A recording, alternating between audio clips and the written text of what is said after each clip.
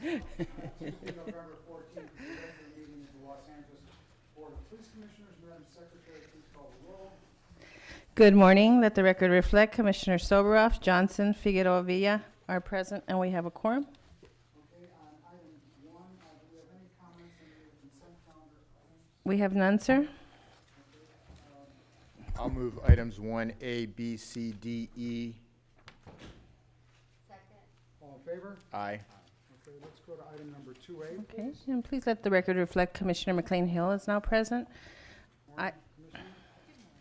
Item number 2, regular agenda items. Item number 2A, application and award for 2A, unless any other commissioner feels, I don't think that we need to, report. We've read what we have.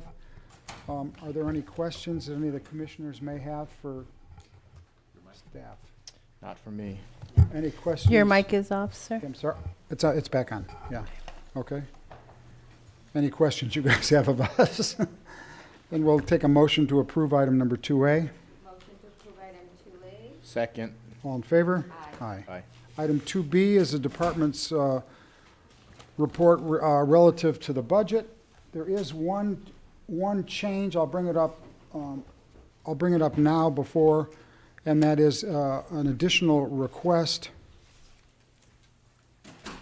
for satellite telephones in the amount of $33,600, and that will be added into the budget request if it is approved by the commission. Okay, so do we have anybody, is Anne Marie here? Department's report dated November 9th, 2017, relative to the fiscal year 2018-2019 proposed budget.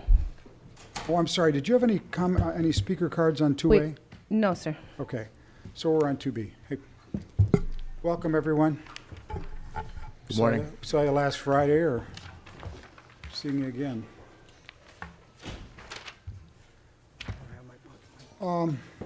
Commissioner Johnson and I spent some time with a group regarding the budget, going over basically each line item and the priorities. Based on that, we felt that it was appropriate to bring it to commission, and then we talk about process, assuming that the commission does approve the budget. What is the process? Good morning, Anne Marie Sauer, Chief Financial Officer. So at the point where the commission approves it, we will then submit it to the mayor. It's due to the mayor by this Friday, November 17th, and also to the CAO, the City Administrative Officer. They will then conduct their thorough review, including budget hearings with the department, and between the CAO and the mayor, we'll answer a number of questions. And then on April 20th, the mayor will present his proposed budget for the entire city to the public, and that will also be an opportunity for the Budget and Finance Committee of the council to review it. So then the Budget and Finance Committee will review it, and then it will go to the full council. And are you expecting, if we approve this budget, to get this budget approved in its entirety by the mayor and the city council? I wish that were the case, Commissioner, but Cameras can't see you smiling at me, but sadly, that's not the case. I mean, we hear everybody's needs in the department, we put everything together, we go through this every year, and we end up getting, a very small portion of what we ask for. We certainly, obviously highlight our priorities of continuing to be able to hire police officers and civilians. Our ongoing requests for technology always are in the area of 30-something million dollars. We may get 3 to 4 million. So, and then some portion of our vehicles. So it's a much smaller version of what we actually ask to the for. point of the importance of the prioritization of each of the asks. Number 1 is the first, number 53 is the 53rd. And do you want to just chat for a second about the thinking that goes into the prioritization? Sure. I mean, we basically, it's a little of what I just spoke about. I mean, we look at, obviously, again, the need to pay our existing personnel. I mean, the first item is the obligatory, so it's all of the salaries, and then the 521 recruits for next year, and then also the civilian positions. The second one, as an example, is our radio support. I mean, I'm not going to walk you through Correct. all of that, but that's a critical need we have right now that has not been funded. So if the city, for example, does not procure all new radios for the department, then we at least need to be able to buy some backups and continue to maintain them. And where So- does the satellite phones, the one that we just, that we're talking about adding in, where, from a priority perspective, where is that? I believe that would be a much higher priority Okay. because that is That's what I would think. yes. Okay. Do any commissioners have any questions or comments? Commissioner Johnson and I spent a lot of time on this. The other commissioners have had a chance to look at the budget numbers. Are there any questions or comments? Is there a presentation, or is it just presentation questions? At this point, it's just questions, basically. I mean, we can certainly walk through it in more detail, but we're happy to answer any questions you have. About 1,000 pages.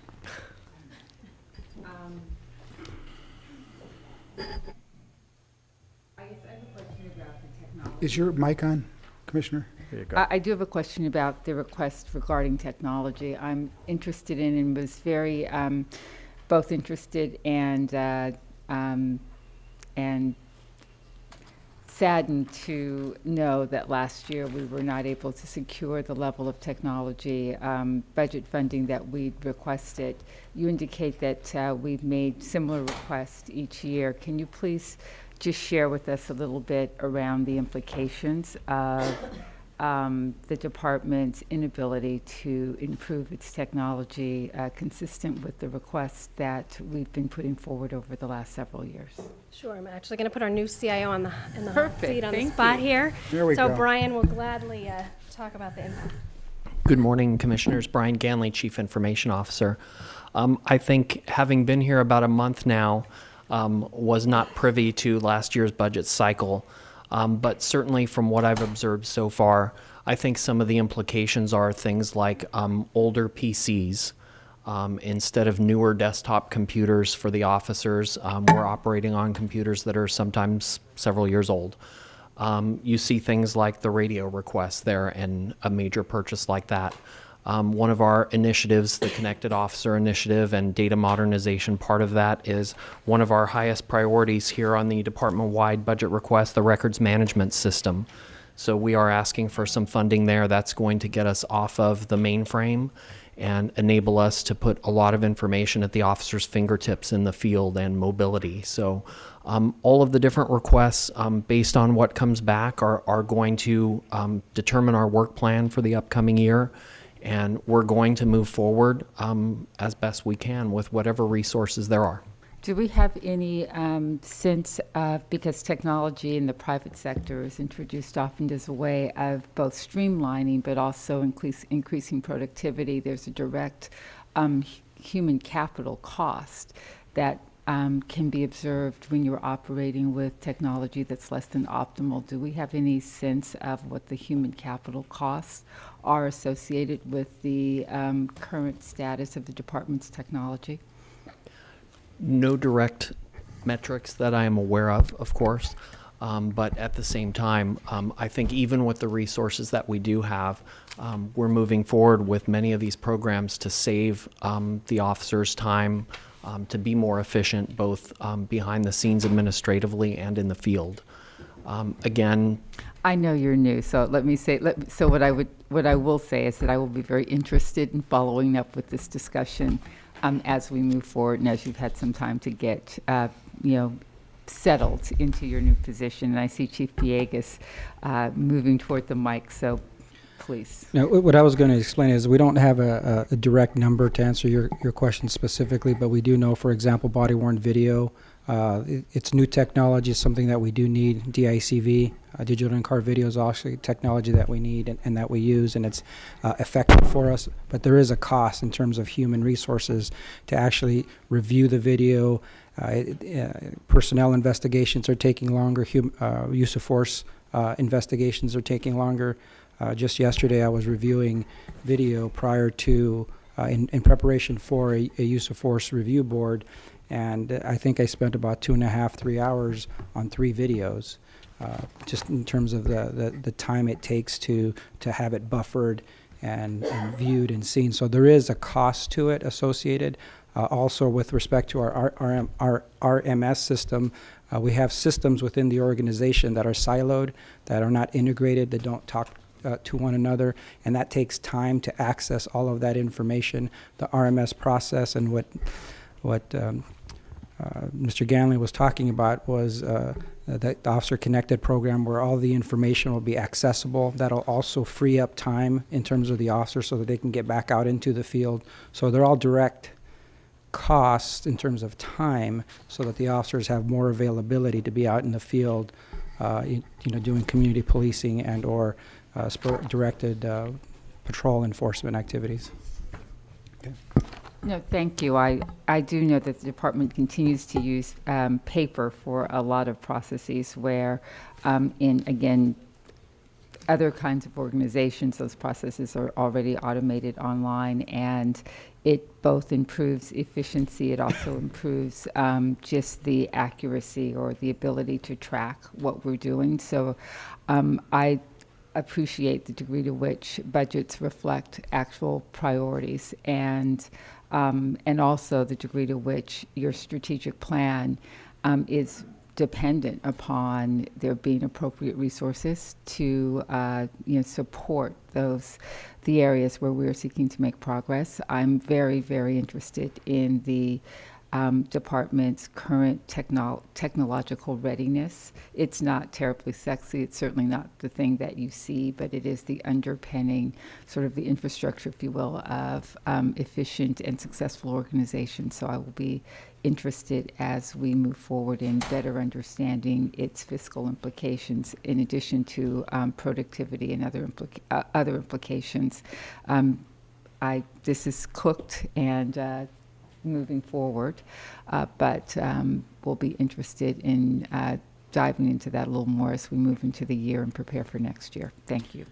Commissioner, what we can do is we can certainly, set up a meeting with yourself and go through, our technology from beginning to end, so that you can understand where we are and where we hope to be in the future. So you're Thank you're the new Maggie. Yeah? Yes, sir. So she left Shaq's shoes for you to fill.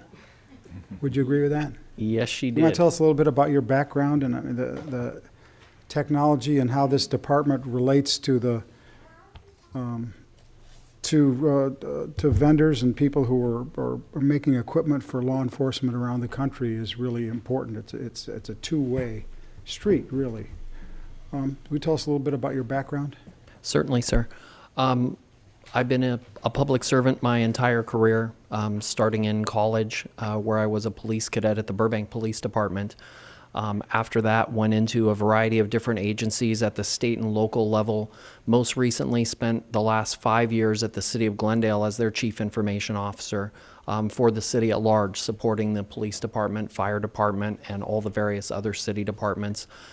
Through the recruitment process here, I think it became apparent to me and hopefully to the department as well, that the projects I was working on there in Glendale were very similar in technology, similar vendors, similar solutions, obviously on a different scale and complexity here at LAPD. Very happy to be here.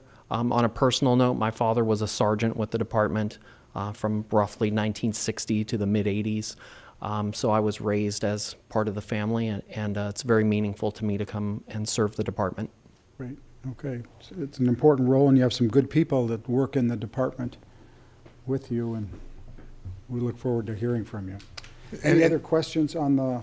And certainly a very Okay. challenging role. Right. Because I think one of the things that all the commissioners were surprised about was the sort of where we are from a technology perspective, whether it's the equipment that the officers have in the car, with the equipment that we have at the stations, the equipment that we have here.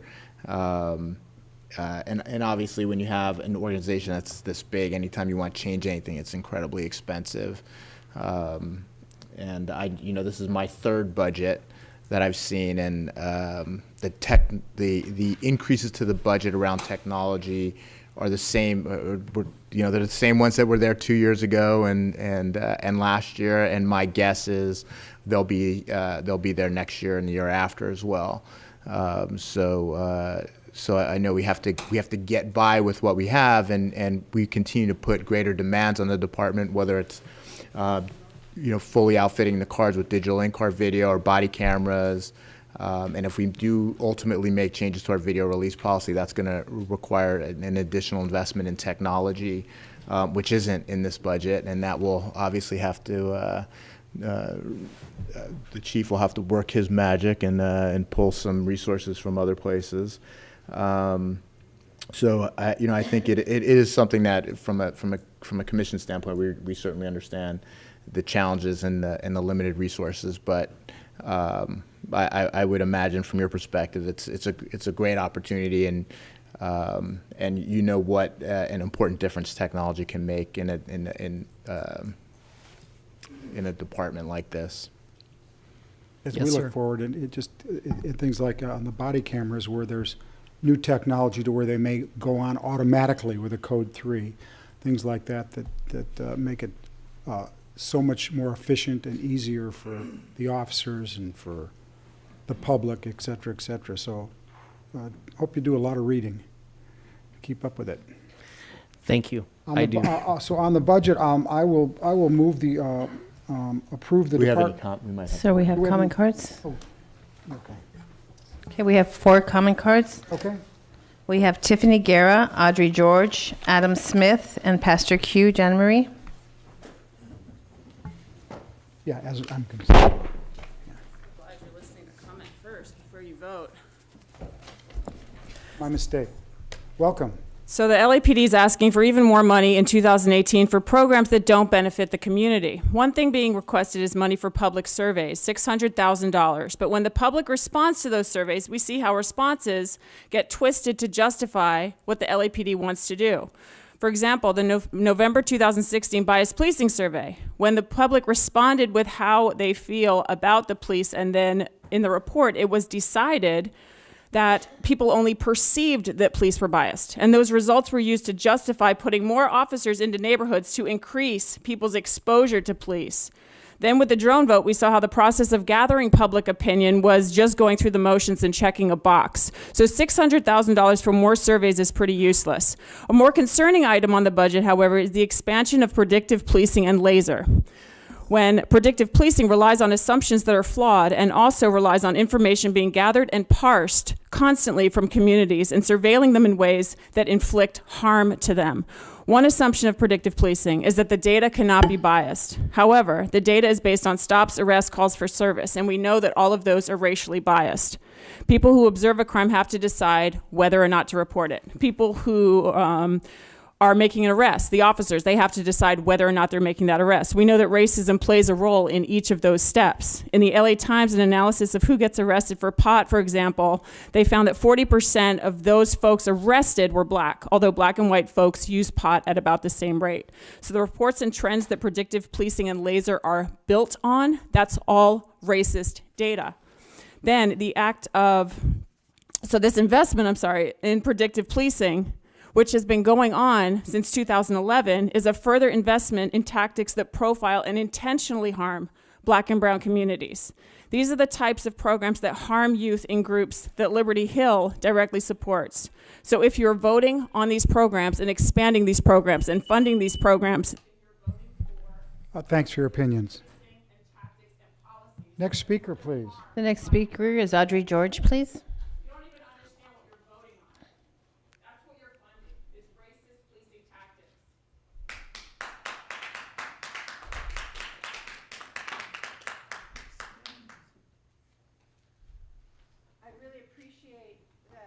Colleague Tiffany was able to look at that 700-some page budget and pull out some very important points to talk about.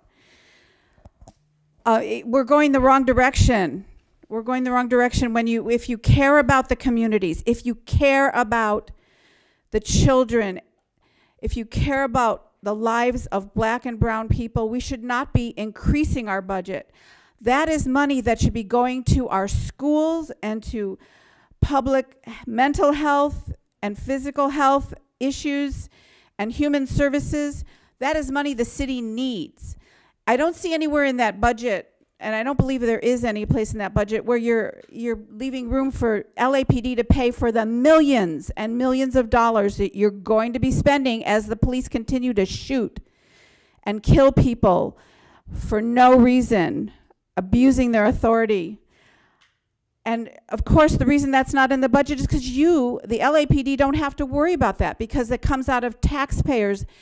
It comes out of the city budget itself, separately from the LAPD. So it's not even it's probably not even on your radar to even think about that. The continued funding you're asking for laser and predpol, I just want you to think about the case you're going to be considering in closed session today, Pablo Cartagena, who was shot because of predpol and laser. He was shot and killed because he was near his home, but looked like he might be thinking about burglarizing a car. And that is because his community was over-policed and because they were sure they would be able to find crime about to happen there. And he was shot running toward his home, away from police in terror. And it was directly a result of the funding that you give to programs like that. Thank you. Thank Next you. speaker, Adam please. Smith. Mr. Smith? Morning, sir. I'm certainly no expert in analyzing a proposed police budget, but a few things stuck out to me. LAPD is requesting $2.9 million for in-car video systems. Is there any policy or training within that almost $3 million that will mitigate the risk of officers deliberately sabotaging those systems, like was done to 92 vehicles in 2014 in South Central? Information that was then withheld from this commission and the public for 8 months by Commission President Soboroff. LAPD is also requesting $2.3 million for body cameras. Who gets to see this footage? Who decides when it gets released to the public? Where it is stored and whether or not that footage can be used with programs that use facial recognition is deeply concerning. As there is no evidence that these cameras actually reduce crime, what is the justification for spending money on them? There's no evidence that they do anything for police accountability either, as shown by the video released last week of Officer Samuel Lee appearing to plant cocaine in African-American motorist Ronald Shields' wallet. And speaking of LAPD creating crime in the black community, $1.8 million is requested to reopen jails in a city that already has the largest incarcerated population in the country. How many people are locked up in these jails because they can't afford bail on minor nonviolent charges? In a city with 35,000 houseless people, how can we continue to invest more money into police and prisons when that money could be used for more affordable housing, more mental health programs, job programs, or any programs that don't directly involve criminalizing poor people? You all voted in April on policy requiring de-escalation techniques to be exhausted before officers kill people. How generous. But where is the training on those de-escalation techniques mandated in this budget?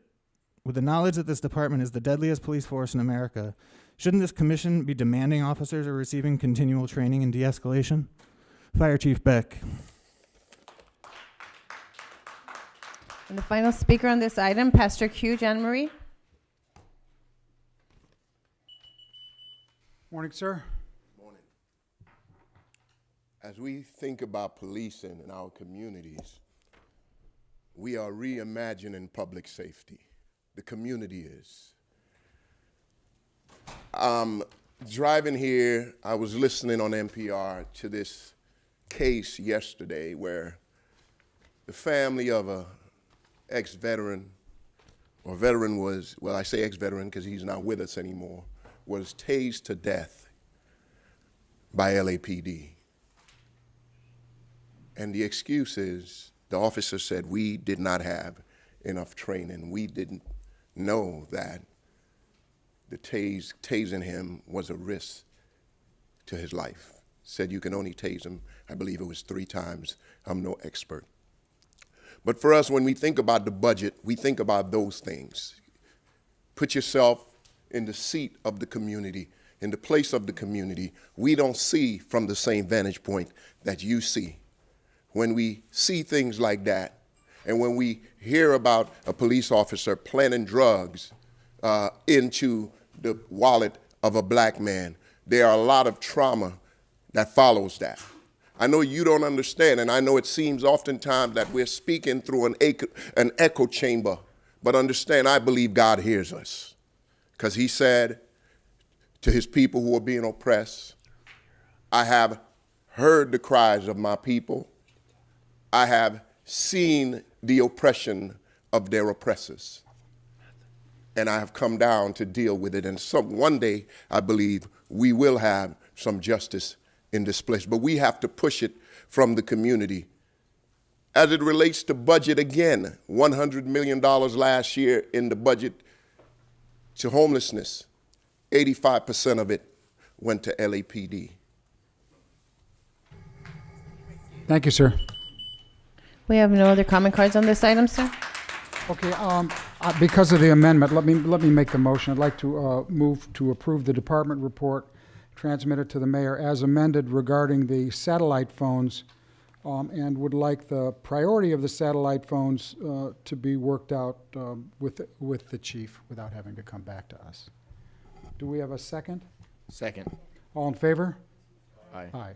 Okay, let's go to item number 3. Item number 3, the report of the chief of police, Chief Beck.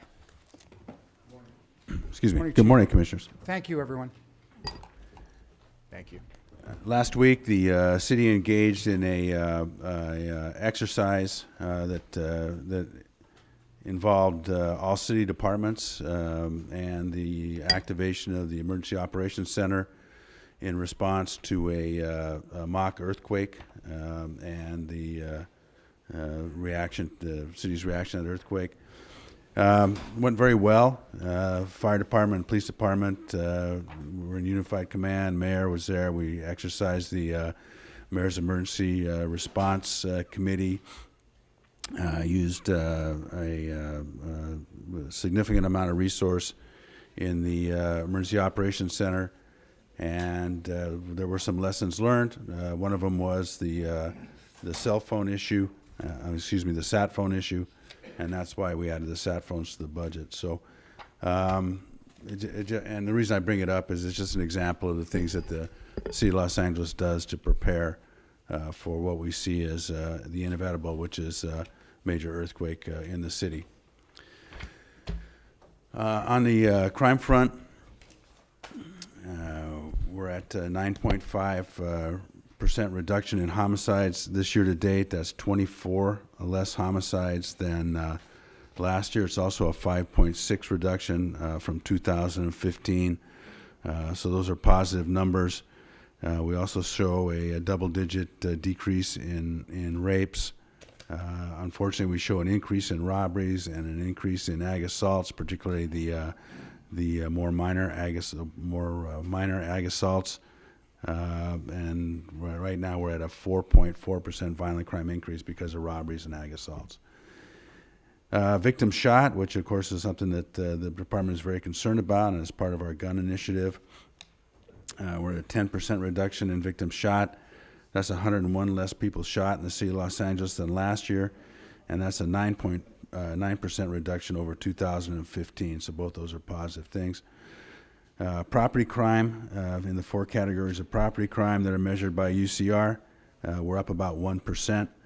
So we're about pretty much even on property crime level. Leads us to a total part one picture of a 1.8% increase over last year.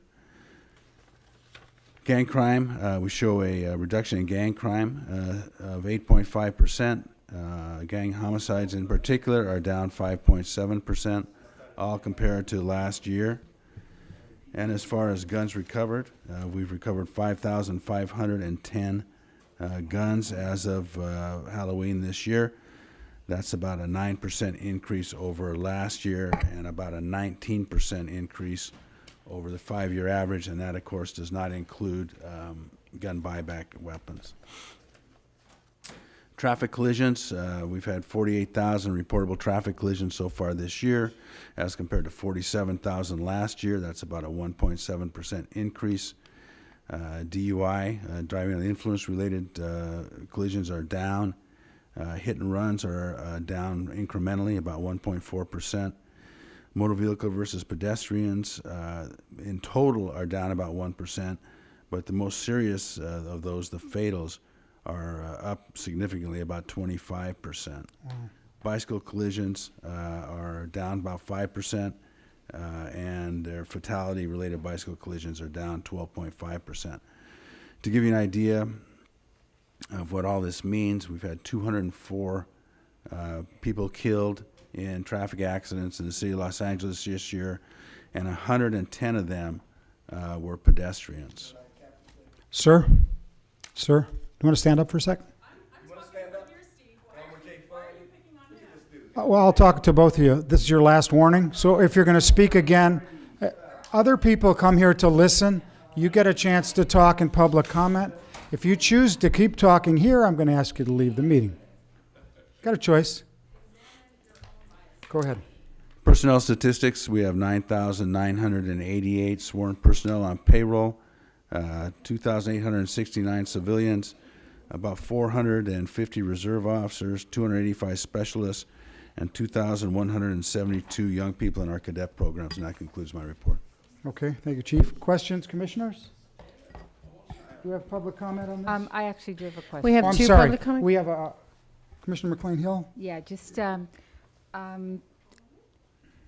I'm going to try to ask it in a way that it's, that it can be answered. So as you, I'm sure, are aware, in fact, I think you made a statement about it, there was a pretty salacious report on the news, I think, last week regarding what appeared to be planting of evidence on a video.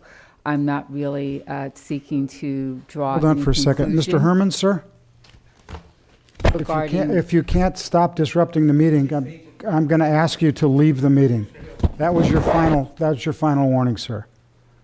Commissioner McLean Hill? Yeah, I'm not drawing any conclusion regarding what was actually aired, but as you know, I am extremely interested in and concerned about matters that tend to undermine public confidence in the department, and I'm curious as to what, if any, or what action, Chief, the department is taking in order to review the matters that are being alleged, and if there's a time frame that we might expect to have some additional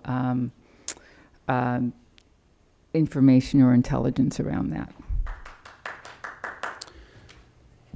So the department has opened a personnel complaint into that matter. I saw the video, as did the rest of the board. The video in and of itself is not dispositive one way or the other. I think that's important to recognize. It's also important to recognize that the magistrate involved was not as concerned as some others were regarding it, but it certainly asked questions that need to be answered, and we will answer those questions via personnel investigation. In the meantime, the officer is restricted from field duty.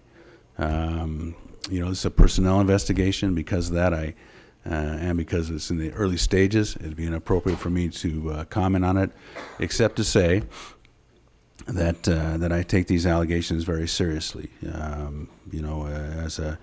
As a young police officer, a young sergeant assigned to internal affairs working undercover, I had evidence planted on me. I testified in court. The officer was fired and criminally prosecuted. So this is obviously personal to me, and as such, we take this very seriously. Although I would remind folks that the charges, the criminal charges levied against the individual involved here were pretty serious, and the narcotics charges were the. Pardon me, I'm talking right now. I'm going to ask you to leave the meeting. I've given you your second warning. Sergeant of Arms, would you help the lady leave the meeting? I gave her a warning. I have no problem with her staying. I'm part of the public. Well, then you can leave also, because I gave you your last warning also.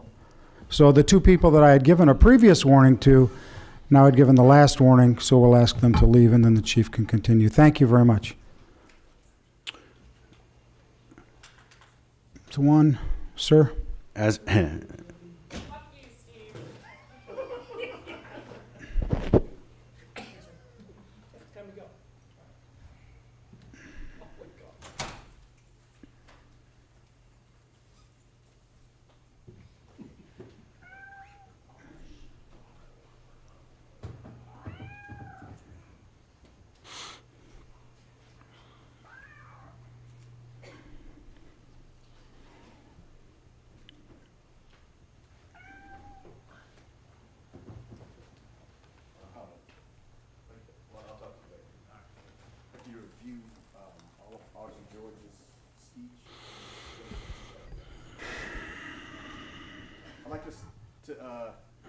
Thank you, sir.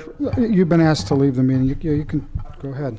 Steve Soberoff, it's just like Elmer J. Fudd. I challenge the artist. Show that truth. Okay, Chief, continue. Thank you, sir. Thank you. And just as I was concluding, the charges that the individual involved in this face are very serious and are not restricted to the possession of narcotics. They also include ex-felon with a gun and felony hit and run. No, thank you, Chief, and I certainly appreciate what has been charged and with respect to the individual, and that the criminal justice system will deal with him appropriately.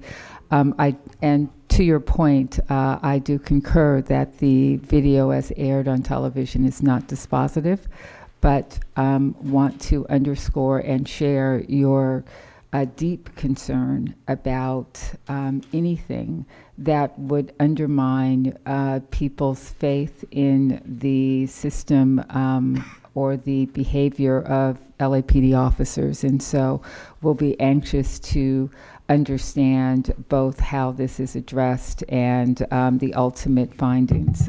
So I appreciate your comments. Thank you.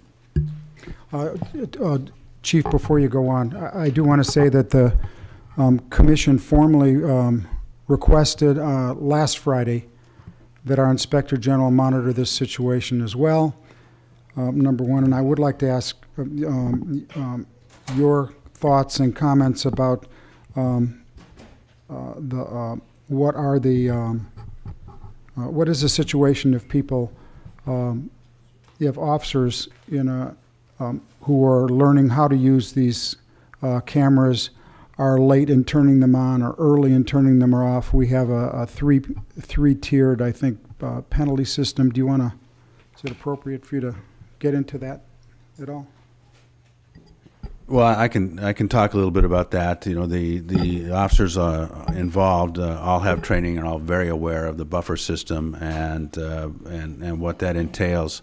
Obviously our system, our discipline system is progressive in that we treat violations on severity level based on the individual's history and their prior conduct and whether or not the mistake was a mistake of the mind or a mistake of the heart. In other words, whether it was intentional or whether it was accidental, or whether it was good intentioned or with evil intent. So those are the things I look at when we attach penalty to these type issues. I will add that independent of this, and because of this and other issues, we have extended the buffer on our system and extended it so that it will capture more of the prelude to activation, recognizing that it is a muscle memory issue for officers, and that the more stress you put on people, which officers in particular, the less likely they are to remember that, have that muscle memory and activate. So we've extended the buffer, and hopefully that will serve us in capturing pre-event. Good. Thanks for the explanation. Thank you, Steve, for reminding me that a request had gone out to the IG's office to also review this matter. Could Django, could you please just tell me what that entails, what that review will entail as well? Thank you. Yes, Commissioner. So our role in this is going to be to to monitor the investigation that's carried out by Internal Affairs Group, and I've already had members of my office working with Internal Affairs to review the progress of that investigation and to work to ensure with Internal Affairs Group that it's carried out in a very thorough and complete manner. I certainly can do, Commissioner, yes. And to the Inspector General, again, will you explain about how people can access you through the website or make give comments or reports or things that they believe should be looked at? Yeah, absolutely. So the Inspector General's office has its own website, which you can search for on Google. It's oig.lacity.org. We also have an app that's available from the App Store for your Android or Apple telephone. We have on those websites and via the app an array of information which includes all of the reports that have been published by the office. We have a lot of information about the operations of our office, as well as information about the police department and other city entities. People can also use the app or the website to contact the Inspector General's office. We receive complaints from the public, which we will forward to Internal Affairs when we receive those. And so there's a lot of information that's available through those avenues.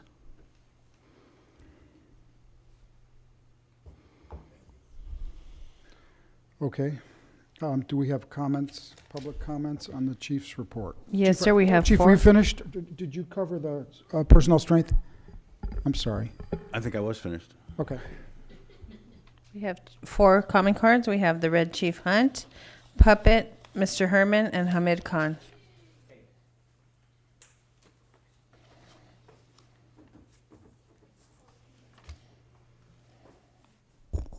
Morning, sir. Good morning, good morning. The analysis of the chief report is somewhat off. I think that the statistics for criminal behavior is wrong, and I think that you guys are criminalizing people without merit. So I would like to see that corrected, along with a lot of things that you guys are doing in the police commission. I'd like to see all those things corrected. Putting people out the meetings is not the right thing to do. My job is to monitor the meetings and stuff like that to make sure that don't nobody get put out for their comment and things like that. But what you guys are doing is kind of like illegal. Soberoff, you're going to be my next victim or the next thing. I'm watching you closely. I didn't approve of your presidency. I don't think that you have the merit to be president of the police commission. And I think that what you do is wrong and things like that. So just be really careful around me. I do know how to do the paperwork, and I do know how to file it, and I'm not playing. You know, you can be liable and charged for what you do. So just really be careful. The Red Chief Hunt and his administration are watching you. Thank you, the Red Chief Hunt. Thanks for your opinions. Next. Puppet, followed by Mr. Herman, Are these the last 2 on this? and Hamid Khan. He would Okay, be the last. 3 more. Okay. Yes, go ahead. Morning, sir. Yes, good morning, Puppet, yes. So this morning at the North Hollywood Metro Station, we witnessed a beating and hostility towards a black woman, yes. She was just trying to take and get off the bus, and she was handcuffed and put on her stomach. And the good news is a video was made of it, and it's better news, it was sent to the ACLU. So she said she wants to sue. She screamed, "I can't breathe! I can't breathe!" And you fucking asshole stood around while she was on her belly with her hands tied behind her head.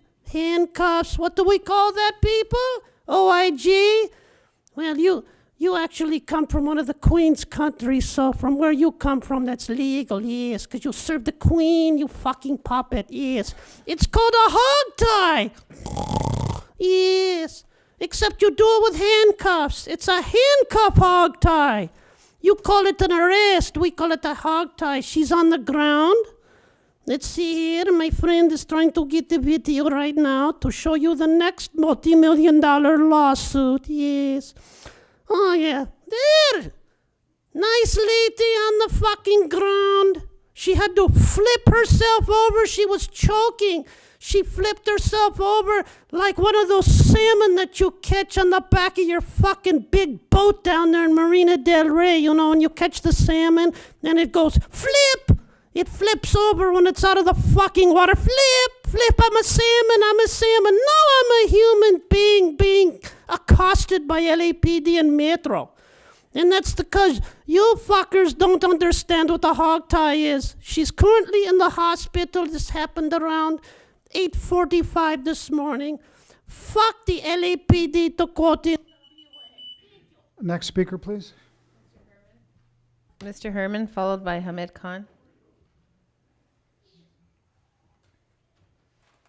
No need to cost me out, Mr. Soberoff, but with all regards to Ms. Karen Bass, Maxine Waters, Kamala Harris, the 44th District from Compton, 54th Assembly, Sebastian Ridley Thomas, I call them in regards to the sexual misconduct of representatives of this Brown Act violation. I'm not quite too sure if you have anything behind the scenes, Steve, but just the way you behave in contemplating problems, you know, you're not a problem solver. You're a bonehead developer. So let's go trying on. to- You can come back on public comment and say whatever you want. What item But are we on? here, we were talking about the report of the chief of police, so would you like to speak about that So or the way wanna the move chief on? of police report, as I reframe it, and it reflects on the history of abuse by Michael Hunt, the Red Chief, choo-choo, indicates that there are histories behind all this retaliation, harassment, and discrimination based on what? People of minority. People like myself, dark-skinned people who have been in the so-called statistics of crime. Now, Mr. Johnson wouldn't know that because Mr. Johnson knows that Karen Bass and the 44th District are not the same type of people. They look in the interest of the public to deter crime, to deter the problems by the DAPID, Mr. Allen, YOCHELSON, for the record, off of 211 West Temple Street, Suite 1000, California, 90012. So if you have problems with the crisis of what's going on between the chief of police, the mayor, please contact 213-257-2475 and report the incidents. We're in a crisis. And the final speaker on this item, Hamid Khan. Mr. Khan, good morning, sir.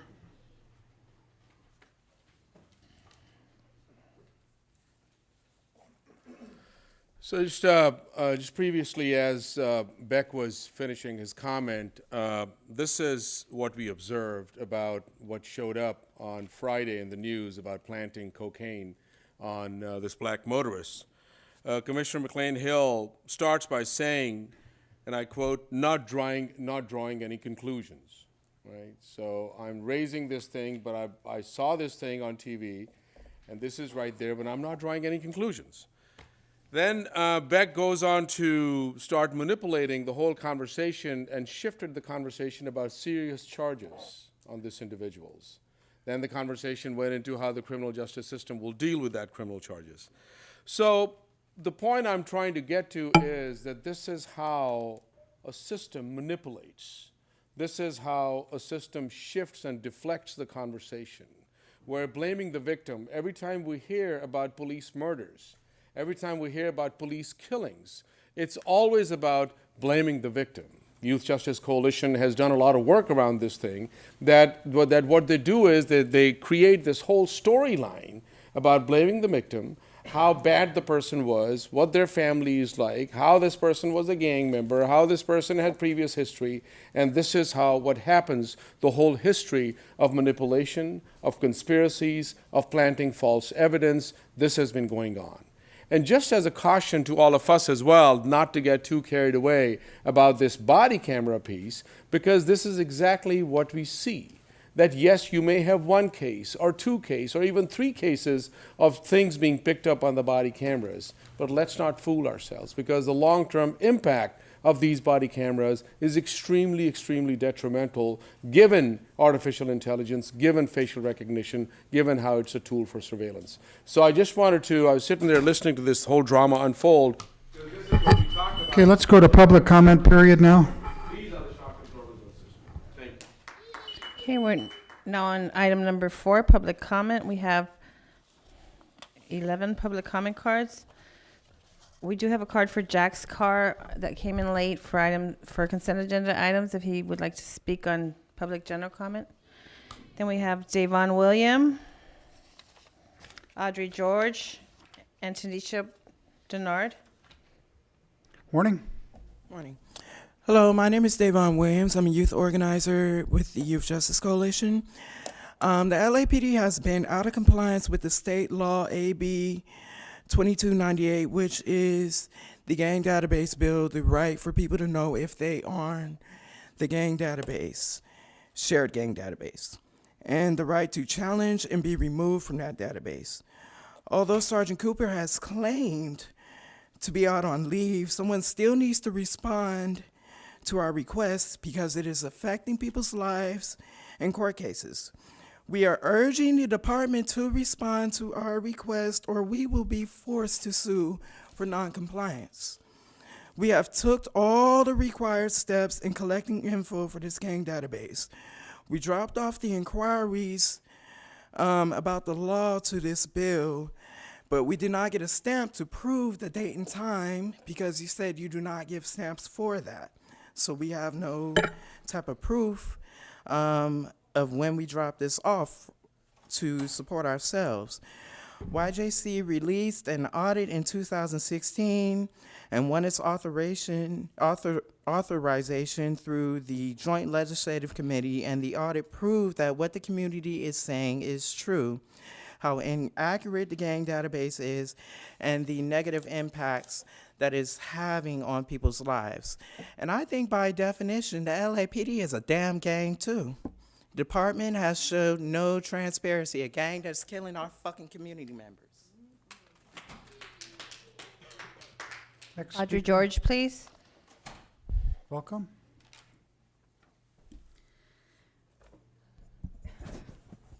So I heard Chief Beck talk about putting things into context when the police are caught doing wrong, planting evidence, etc. I wonder, some people think that the police should be held to a higher standard than the public.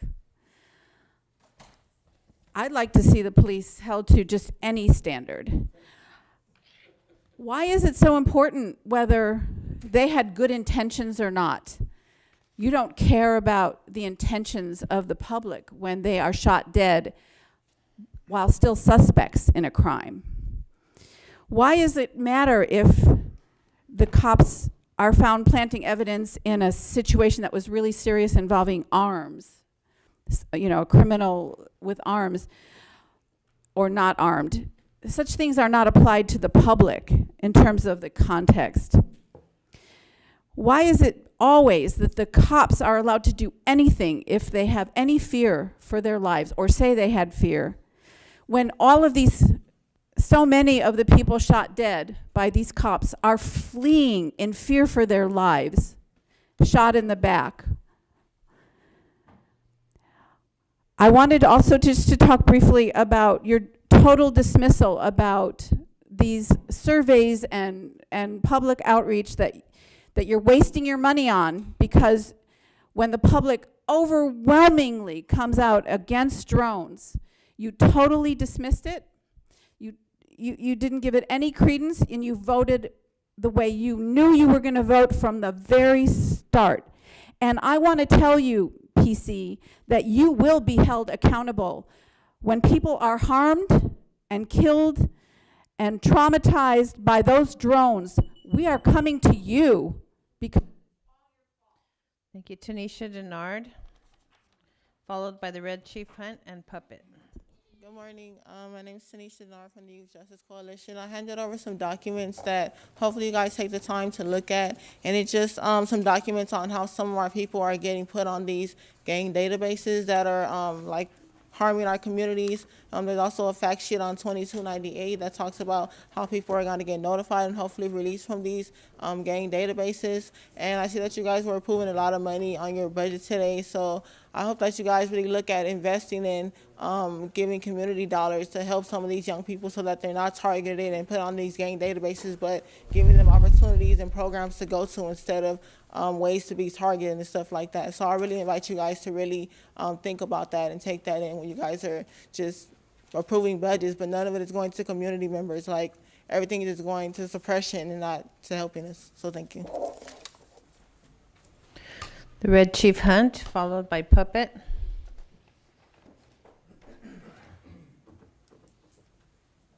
Thank you, guys. The Red Chief Hunt on the record. I want to say this about the LAPD department. You guys have been up under the federal consent decree in early 2000s. I think you guys really need to go back to the federal consent decree. Somebody watching you guys and somebody seeing over you guys. Waukesha Wilson, who got killed in the Metropolitan Jail, talk about that a little bit, and free from mental cruelty up under the Constitution, Constitution 8. So it's going to be a lot of help coming out from my office and things like that to help people get rid of the problems and things like that. I think you guys should clean up the jails and do a lot of thinking about what you guys are going to do for the next year, because, like I said, a lot of people think that I can't do the work, but I really can. And I'm really serious about cleaning up the LAPD and stuff like that. So be aware of this. You know, if I'm on the scene and I see something wrong, I'm going to go after the head person, Chief Beck, and I'm going to hold him responsible for it. Anything that LAPD do, he has to be accountable for it, because he's Chief Charlie Beck in the Los Angeles Police Department. So I'm very interested in the Waukesha Wilson case, and I'm very interested in helping her file a federal lawsuit against Chief Beck as an individual. And I'm really serious about getting that done for next year. So don't think that I'm not a part of the community, and don't think I'm not going to help, because I got the paperwork and I know how to do it. So Waukesha Wilson and her mom, you know, if they haven't filed a federal lawsuit, I will on their behalf. The Red Chief Hunt. Puppet, followed by Jamie Garcia and Jesse Wexler.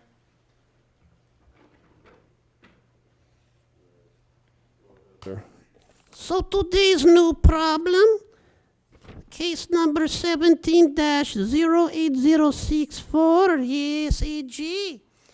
And last Tuesday night, the police chief was sued and served correctly. So we're waiting 28 days to file your response to the objections filed under 42 U.S.C. 1983. Why? Well, because if Soborov was not mentally disturbed, he would remember 2 years ago, nearly to this day, a horrible arrest occurred out in the lobby. We were having a meeting.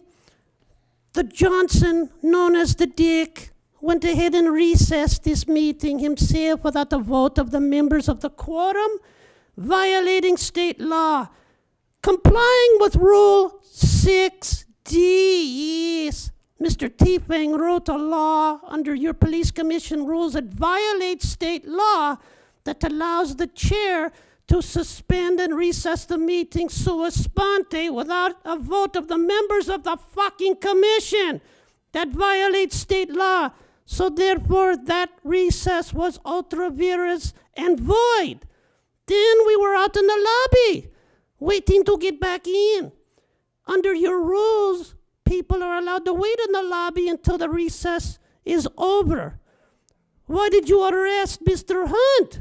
Why did you arrest Mr. Spindler? And yet, you allowed Dallas Fowler to come back in. She was here. You allowed Todd Hayes to come back in and speak. He was here. You allowed Najee Ali to come back. He was here. You allowed Prentice Jenkins to remain in the same fucking building, and he was here. It's called selective enforcement. Now it's time to do something. Pay up, you scum. Jamie Garcia, followed by Jesse Wechsler. Good morning.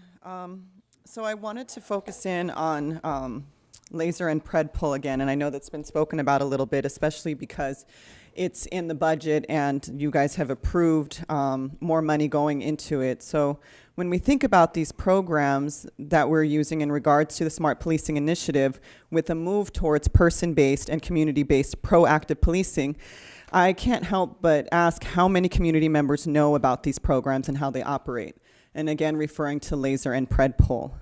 I would say many don't. The laser program is an evolution of gang databases where people who do not have active investigations are being tracked and traced by law enforcement only because they have a past history of engagement or encounters with law enforcement.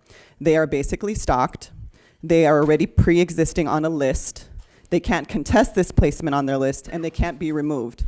Now, there is rumors that these people are actually being notified, but knocks on the doors, and police officers are actually going, telling them they're on this list, but there's no public discussion about these programs, and I think that's what's concerning, because most of these programs are based on crime reports, which we know from 3 reports or 3 different people reporting or different entities reporting that we can't really trust crime reports or crime statistics that are coming out of LAPD.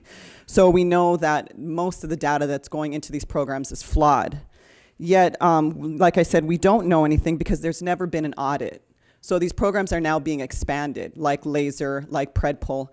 And if there are people being put on a list, then we need to know who is being put on the list. We need to know the socio-demographics of the people being put on the list. And this needs to be made public because these are not active investigations.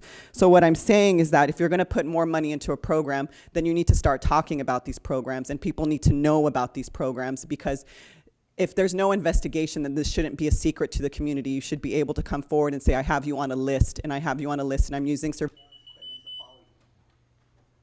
Jesse, followed by Hamid Khan and Jax Carr. Good morning. Welcome, sir. It's Wexler, as Wexler. if it were an X in there. I know it's difficult. It took me 18 years to get it right. Okay. I understand. I'm just giving you a notice about SO40. I think that what we need is to have some support from the community to address what we're dealing with Mr. Beck. We don't see a benefit for the community. SO40 is something that I see as very negative and dangerous, and it is certainly not something that is good for the people that are going to be attacked with this, addressed with this. It's something that could be much, much better for the sharing that we need, the kindness that we need in the community, the people that exist there. Excuse me. Diego, where were you born? It's something that comes out of what is in SO40 that is not actually something that is a part of the truth in what it has there. It's just an example of what we are dealing with. This is something that sharing is part of people and part of the community, and it will create something that is better for people together. Whatever it is that some people are afraid of with the community, if you do it the other way around, it is much, much safer. I have experienced this in my disability advocacy work for 20 years, and how we address people together creates something that is closer. It works. It does, truly. Thank you. Thank you, sir.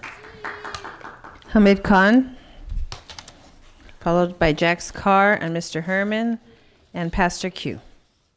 Spindler, did I give you your final warning or no? I don't remember. Did I give it to you or no? Okay, well, you got it now. We missed the earlier piece on the budget, but just want to keep on reiterating so that at least it's we are aware of where these things are headed. So this allocation of $600,000 on outreach and surveys going into this massive amount of budget. So let's look at some of the history of the surveys and outreach that they've done. Of course, the most recent example is on the drones, where they held 4 different community meetings. They put out surveys, they reached out for emails, and each one of them, obviously, we know what the facts are. Out of 1,675 surveys, only 97 said yes. Out of 1,100 emails, only 9 emails said yes, and still they went ahead and approved the drone program. But there's some other stuff that is not being lifted as well, is that previously they had done a whole report and consulted with Justice Strategies on biased policing. And in that, repeatedly, as when you look at the percentages and the report back, overwhelmingly in the black community, their response was in the LAPD surveys, and the groups that they commission and pay thousands of dollars out of the $600,000 projected money, it was that there's zero trust in the black community. Over 75% of people in the black community said that there's zero trust in the LAPD. Then they also commissioned a group out of NYU, policing project on body cameras. And when you see that report and you cut through the details, in the body camera report as well, overwhelmingly people of color. While it was split, it was about 49 to 50% or so about the use of body cameras, but specifically people who were identified as a person of color, and specifically in the black community, there was an overwhelming rejection saying that there is no trust in the LAPD. So now the question is that when these monies are being allocated, what good is this for? $600,000 or $1 million going into these surveys and questions, when people come back and give their opinion, it means zero. So let's keep a close watch on these budgets. Who's the next speaker, please? Jax Carr. Morning, sir. Good morning, President Soboroff and Chief Beck and the Board of Police Commissioners. I'm not here to castigate, marginalize, or put down the police department. I'm just here to point out a few facts, specifically on the agenda items A, B, C, and D. I remember something in the criminal justice system, in the criminal procedure, called gratuities. And these are donations being made to the police department, which, quite frankly, they're similar to gratuities. Gratuities are something to be avoided because gratuities eventually leads into favoritism and something like bribery and corruption, and that's by law. And one of the other things I'd like to point out to you is that in the situation with the gentleman who had the television cameras on him and was being arrested, and they're saying that drugs was planted on him, there's something else that I think the criminal justice system, from this vantage point, should take into regard. There's something called the arm's length rule in law and in criminal procedure. If it was me and the narcotics was right there, and I was just being stopped for, detained for questioning or to find out who I am, and the drugs are right there, quite naturally, they belong to me. And that has always been, and by law, in California and in other states. And also, I'd like to point out to the Police Board of Commissioners that in some of the meetings I've attended, there's been some language used that's very foul and unacceptable. There is federal case law that allows you to put those people, those individuals who use that type of language, threatening, violent, fighting words in your presence, into incarceration. And I think you should use it. You should take advantage of it sometimes, because some of the things I've heard said in some of these meetings, it's rocked my world. It really has. I've been affected by it, and that's why I'm standing here. And also, one more thing, I think I can do a better job than a lot of people that are getting paid to do the job. Thank you, sir. Mr. Herman.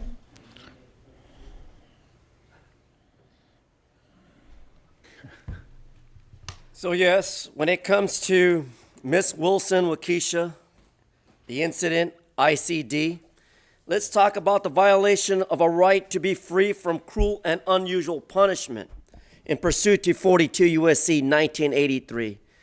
The city's responsibility for maintaining a detention facility in conformity with constitutional requisites.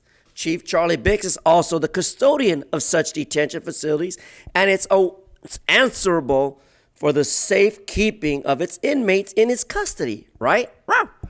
So by such virtue of California Government Code 26605 and 26610, Chief Charlie Beck is also responsible for the neglect and omission of the duties of all city personnel stationed at the city detention centers and charged with furnishing necessary medical aid and services for all persons detained in these facilities. In addition, Mr. Beck and Mr. Johnson, who stepped out, for the record, are responsible for ensuring that the city's personnel and stationed in the city detention centers obey the regulations of the city, the ordinance and laws of Los Angeles County, and the laws of the U.S. Constitution and the California Constitution.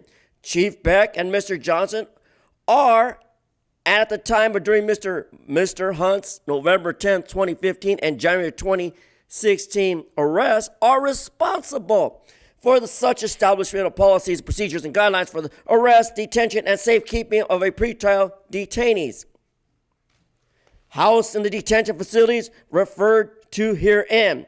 The failure of the city to provide adequate medical care to Mr. Hunt constituted deliberate interference to his serious medical foot condition in violation of Mr. Hunt's right to be free from cruel and unusual punishment under the 8th Amendment. So was Rakisha Wilson. Next speaker, The please. final speaker on this item, Pastor Q, John Marie.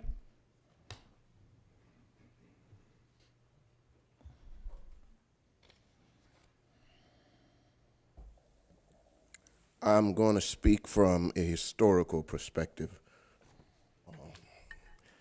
as it relates to the officer who was caught planting evidence. I quote, "As a result of the long history of racial discrimination, grievances experienced by Negroes take a personal and symbolic significance, often transcending the immediate consequences of that particular event.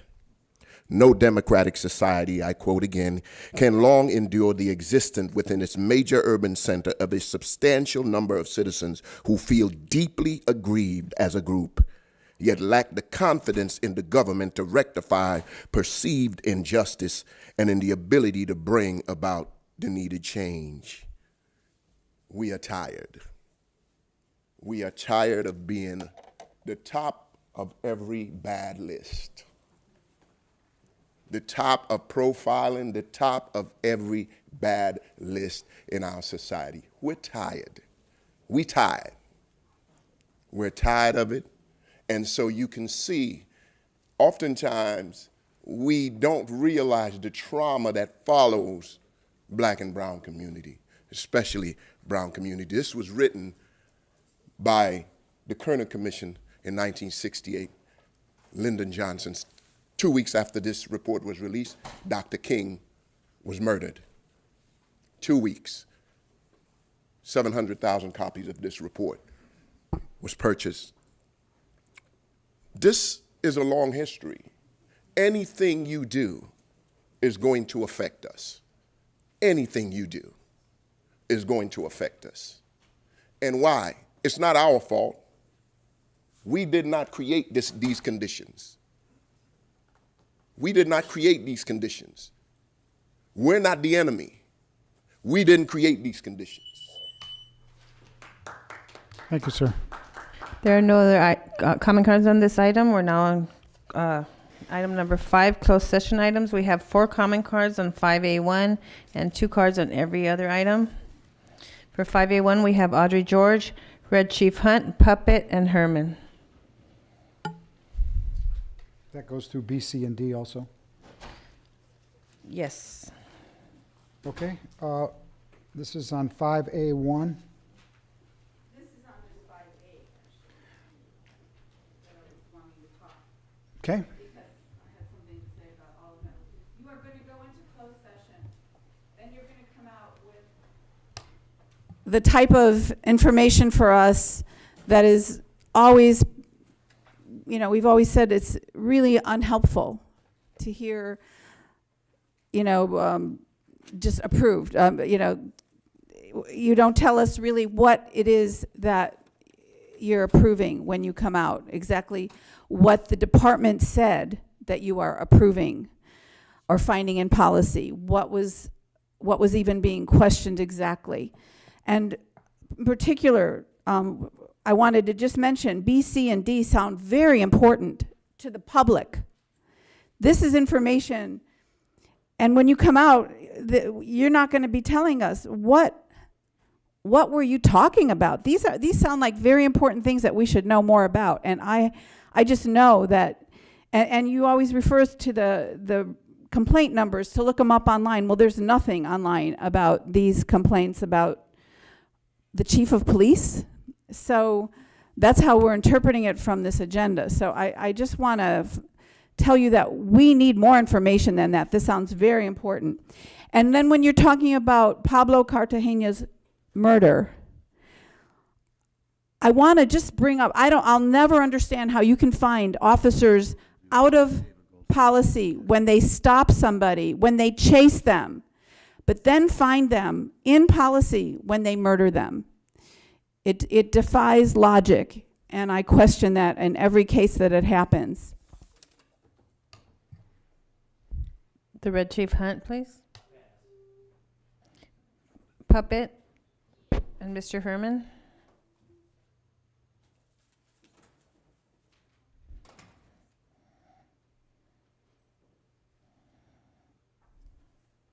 You can start the clock.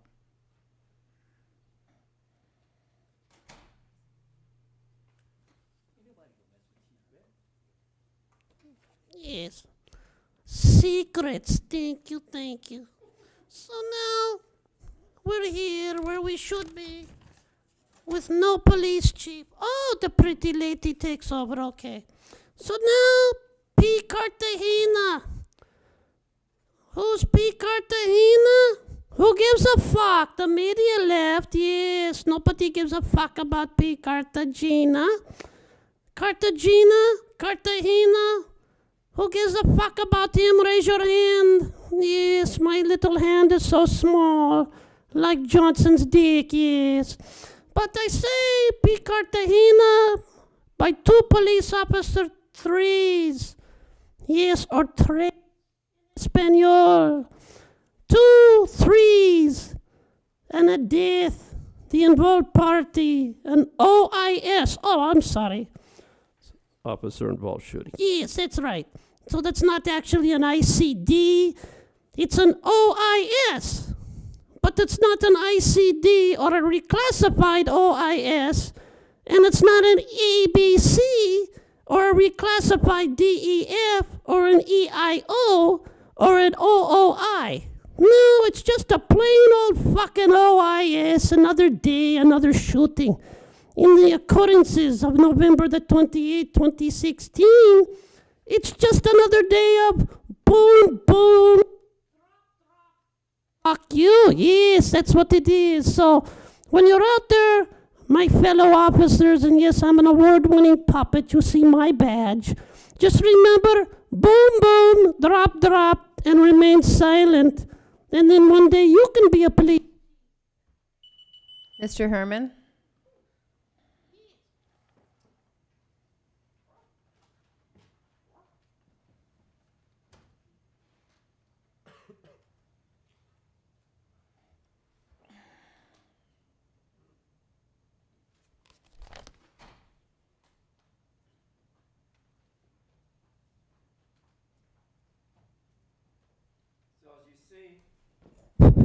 Test. We're on.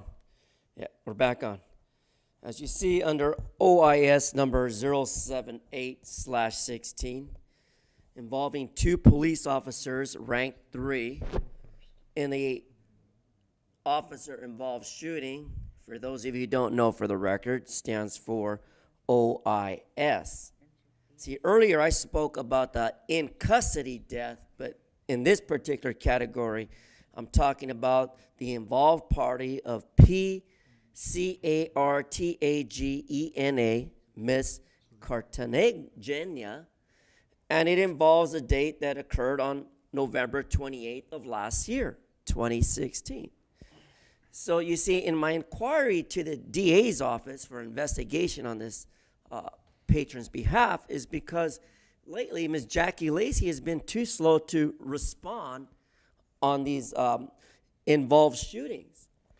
And because Javier Becerra's office doesn't want to get involved on the involved shootings, this reason of deaths by shooting, and unfortunately we have officers with equipment that fails. So when a gun accidentally goes off and shoots a patron or shoots a constituent, a stakeholder in Los Angeles, you see, Ms. Beck, you have to write out that report. And unfortunately, in those reports, we have to indicate that the officers involved in the shooting accidentally pulled the wrong trigger. See, the trigger, one, is to respond professionally. Two, speak correctly to the person you plan to detain and arrest. Three, read them their rights under the amendment. And four, don't pull the trigger. 582, we have Mr. Herman, Herman, you're up. followed by Mr. Puppet. So as you see under OIS, officer involved shooting, it doesn't say whether or not the animal involved has a name. You see, most service dogs or animal support dogs have names. Like, you know, when I have a license on my dog that I could pay for, not like other people who don't pay for their licensings of their dogs for over 15 years, I find that very offensive when an animal under number 0801/16 involved in a December 7, 2016, 2 police officers // I find it interesting because, again, officer involved shooting. Now, did the dog or service animal canine respond with his pistol? You see, animals don't respond to any action of threat. They only protect those who are being threatened. The same way my little service dog has to be protected from the OIS. Sometimes when I come here, Sergeant LeFew out there usually makes these remarks about my dog, but I tell him, no, it's not a dog. It's a canine under training. So he doesn't plan to do any type of shooting or arrest. He just simply wants to participate in a public meeting under the Ralph M. Brown Act 54950, so that his admission to what is happening in the city of Los Angeles goes on record and recorded. Now that Chief Charlie Beck has heard my complaint for the record, I demand Jackie Lacey or any DA under Javier Becerra's under their program of PIU, Public Inquiry Unit, to investigate the OIS when it comes to animals and animal service dogs. Woof, woof. Next speaker, Puppet.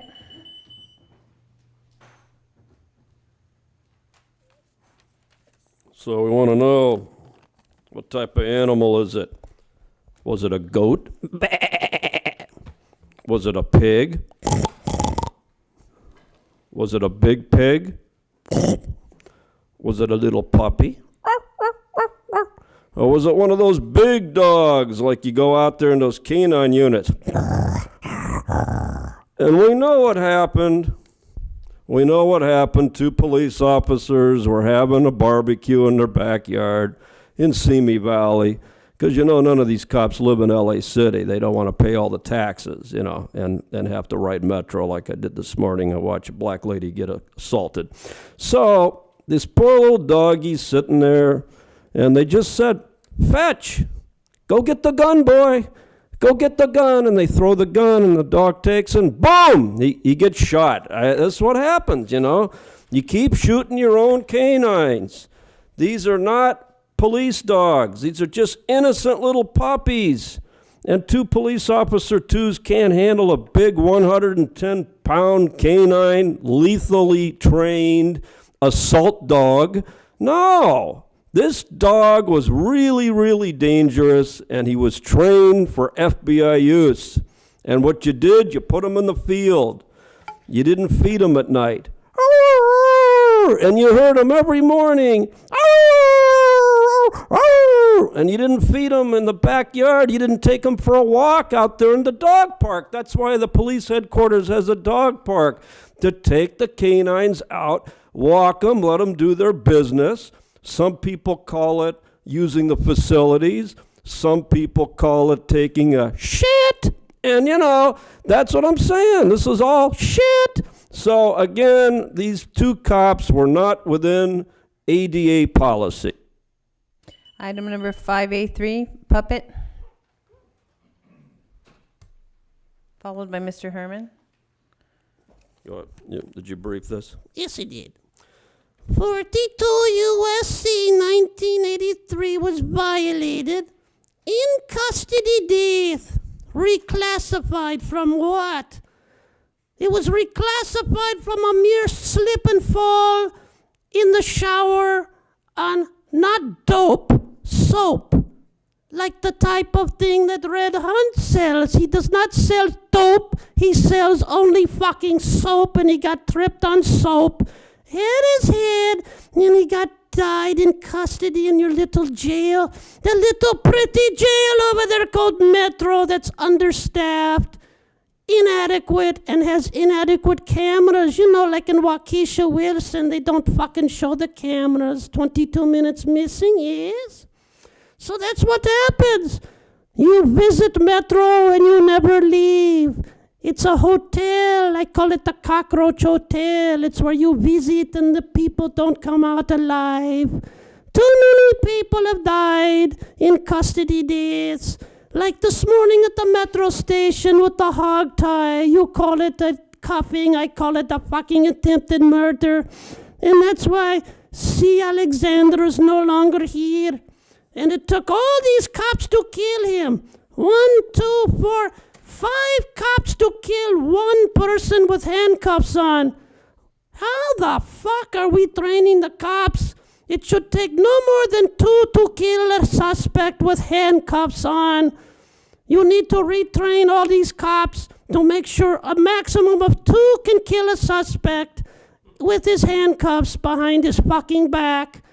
Retrain them, but find them within policy. That's what McLean Hill wants, so she gets free Laker tickets. Go 76ers. She's going to see the game free Wednesday night. Mr. Herman. 5A3.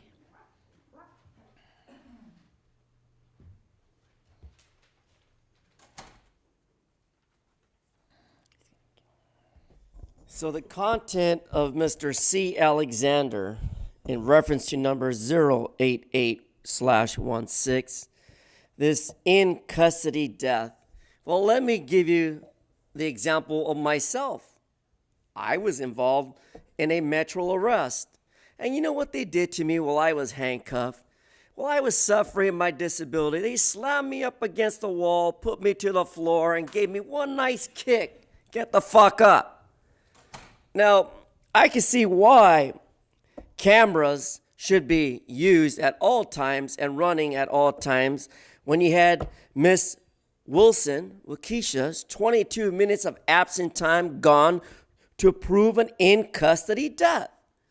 Now, that Mr. Hunt only sells soap. Soap does as good in jail cells. After all, there's only 2 bunks per guest. At a number of guests depends on the number of arrests. In custody deaths should never occur because you got witnesses. And how do you silence witnesses? You post a flyer saying snitches get stitches. See? And so what happened with one sergeant 2 and 1 police officer ///3 and 2 police officers / meaning /1, 2, and the additional 1 police officer that made a total of 5. As you see, I can still count after I was only pounced up against the wall and kicked like a white nigger to the ground.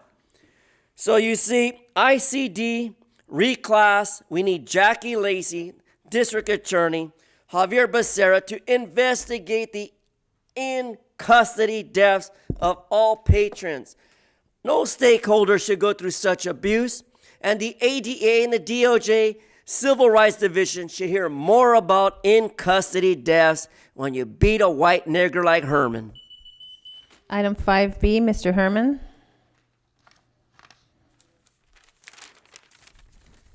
Now let's stay on topic.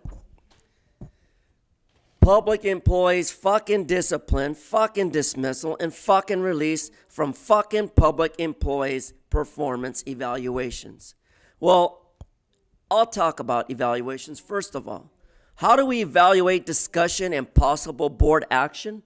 Well, what we tend to not do is hold the public with the transparency of what dismissal and what discipline action we plan to take in such investigations.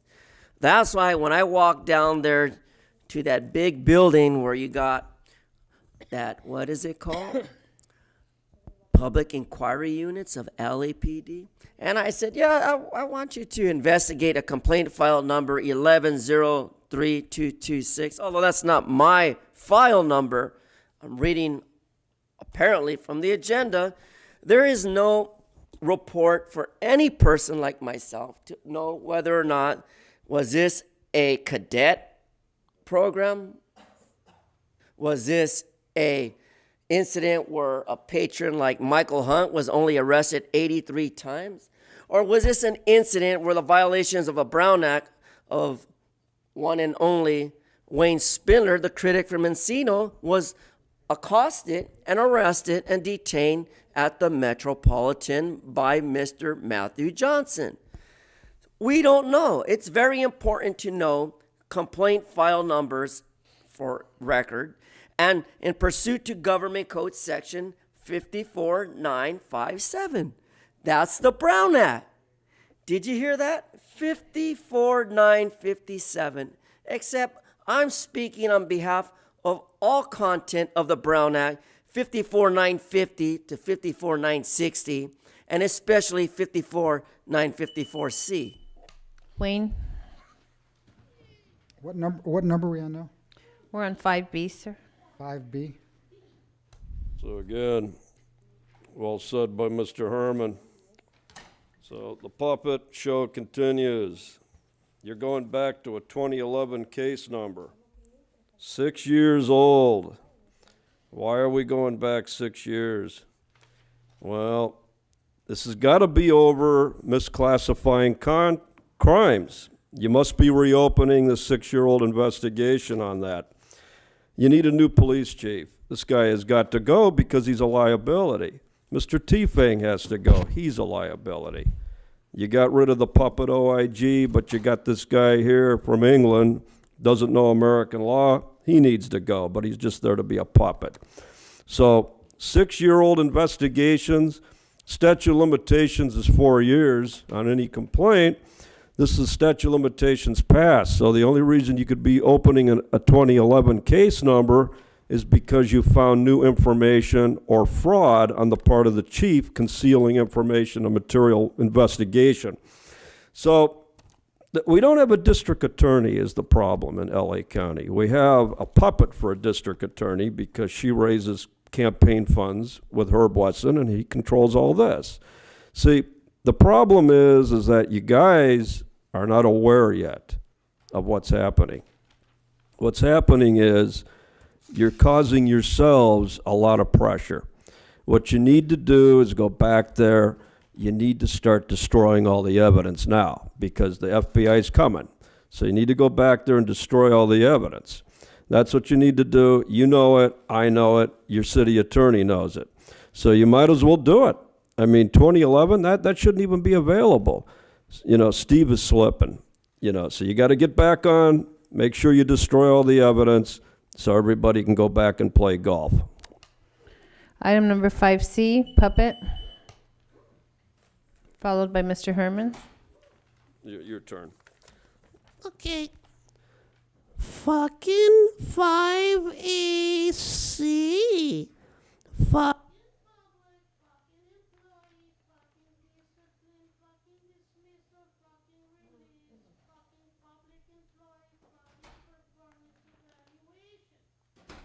Fucking discussion and possible fucking board action. Microphones off, bald head, yes. Relative to an investigation fucking concerning fucking complaint fucking file fucking number fucking 1 fucking 5 dash fucking 0 fucking 0 fucking 2 fucking 1 fucking 2 fucking 1 period. Yes, that period is very important. Pursuant to fucking government fucking code fucking section fucking 5 fucking 4 fucking 9 fucking 5 fucking 7 article fucking 1 chief of fucking police. Yes, with a 15. That means 2015. We're back 2 years. Why are we back 2 years? There are 3 of these fucking things covering a span of 6 fucking years. What does this say about our police chief? My colleague is right. You need to start destroying the files now. That's right, yes. So get up there on the 10th floor and operate those special paper shredders that shred CD discs, DVDs, and also the paper files as well as faxes. Don't forget to erase all hard drives in the network, because you need to erase the hard drives so the FBI doesn't uncover the dates that you destroyed the evidence. The time is now to protect our police chief. Yes, as they said in the Third Reich, Heil Beck! Heil Beck! Mr. Herman, please.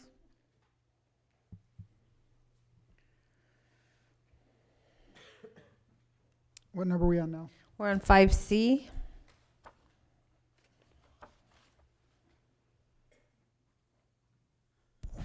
For the record, we're on 5C. Fucking public employees, fucking discipline, fucking dismissal, fucking release.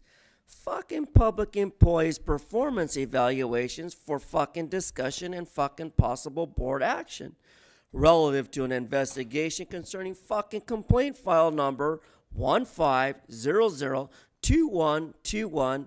And let me add, once again, for the record, 42 U.S.C. 12101. So, in pursuit of Government Code section of the Brown Act, Chief of Police, it's very important. Misclassifying what? Complaints. See, when we have complaints that are over the file date time, we have problems. And this is why we need the civil rights of the ACLU. We need the Department of Justice Civil Rights Investigation Team to come in here and investigate why Steve Soboroff, in discussion and possible board action relative to the investigation concerning complaint file numbers, even I filed complaint numbers, and still I have not received a letter in response, meaning an inquiry, Mr. Soboroff. See, after all, it's very important when misclassifying matter and materials baited for what? Lies, lies, and more lies, like Danny Bakewell of the Sentinel, who constantly projects lies, lies, lies. Off topic. So going back to complaint file number 15, fuck 0, fuck 0, fuck 2, fuck 1, fuck 2, fuck 1, relative to the concern of a fucking investigation, my time's up. 5D, Mr. Herman.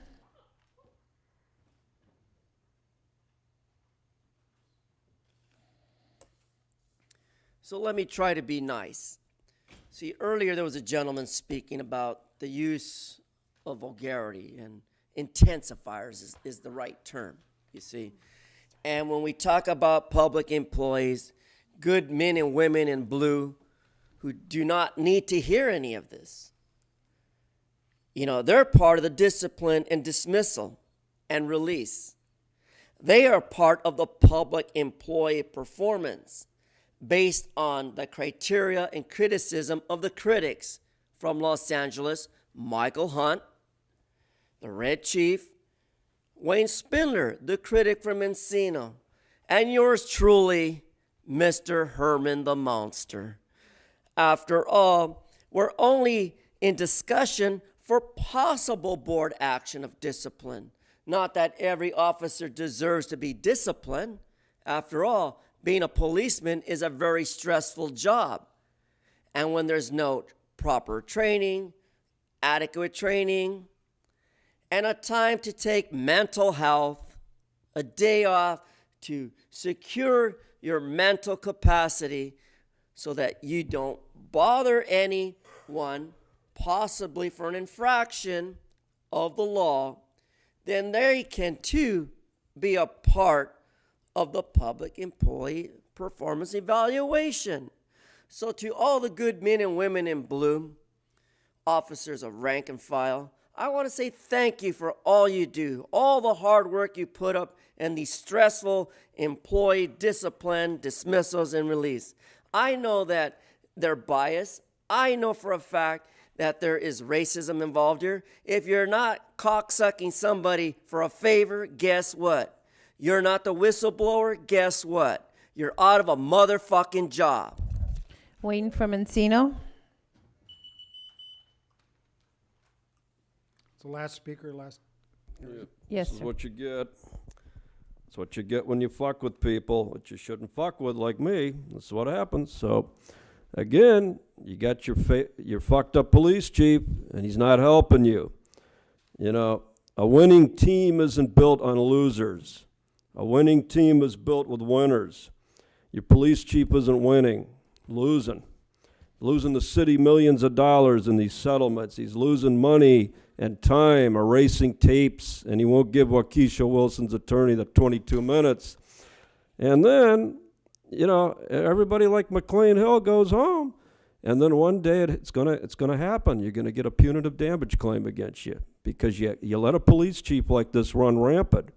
See, Charlie Beck knows about the mayor. What he knows, I know. And that's the reason why he doesn't get fired. The district attorney knows about it, but then Charlie Beck knows about her sins. I know it too. And then me, well, see, they knew I was an asshole before all this happened. That's the mistake. You're not going to take somebody that's known as an asshole and turn them into a bad reputation. No, because they know I'm an asshole. So that's the problem. You don't have a real DA. You don't have a city attorney. Your city attorney is AWOL. But more importantly, what I've been looking up is revoking the city's charter. Having the Secretary of State of this California state revoking the city's charter. That's all it's going to take, and it disincorporates the city, and you people are all done. You're going to be just like me, wiping your ass, looking to take your tap card like this morning. Do I have enough money? Did it tap? You know, you're going to have people checking your tap card because that's about as much money as you're going to have. See, me, I'm going to be okay because I was raised by a motherfucker. Okay. Okay, the Board of Police Commissioners will now recess into closed session to discuss item numbers 5A, B, C, and D in accordance with Government Code 54957.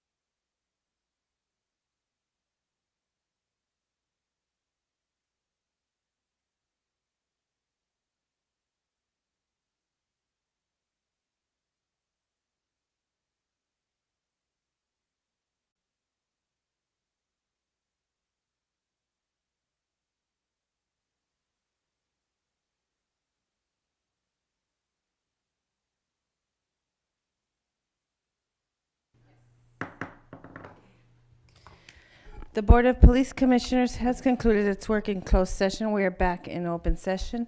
In closed session, item number 5A1 was discussed and the chief's recommendations were unanimously adopted. In closed session, item number 5A2 was discussed and the chief's recommendations were unanimously adopted. In closed session, item number 5A3 was discussed and the chief's recommendations were unanimously adopted. In closed session, item number 5B was adjudicated. Item number 5C was adjudicated, and number 5D was adjudicated. Mr. President, is there a motion to adjourn? All in favor? Meeting adjourned. Thank you.